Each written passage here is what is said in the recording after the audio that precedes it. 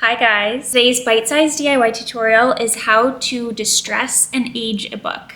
I bought this book on Amazon because I love Beetlejuice and I specifically love the handbook for the recently deceased, but it looks brand new as you can tell, so I want to age it and make it look a little bit distressed. So let's get into it. The first trick we're going to use is to stain the pages with a black tea or coffee.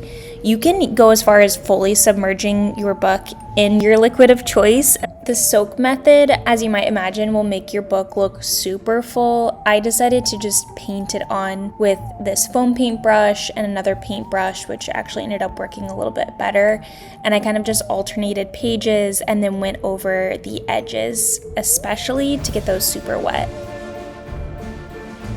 The stain is doing two things for us. One, it is changing the actual page color to look more like the yellowed pages of an old book.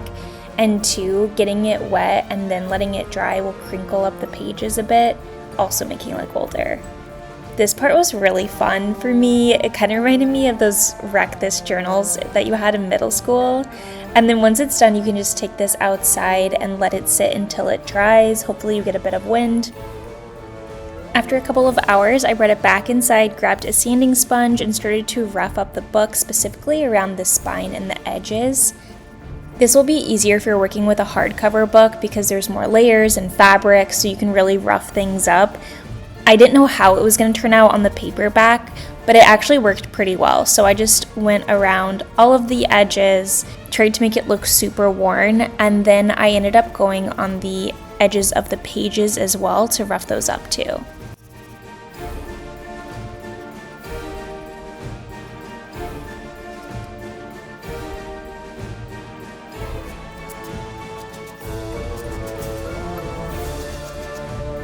This might be all you need, but again with the paperback cover, it still just looked a little new, so I took a little bit of brown paint and mixed it with some water and then just painted on the edges to try to create some discoloration.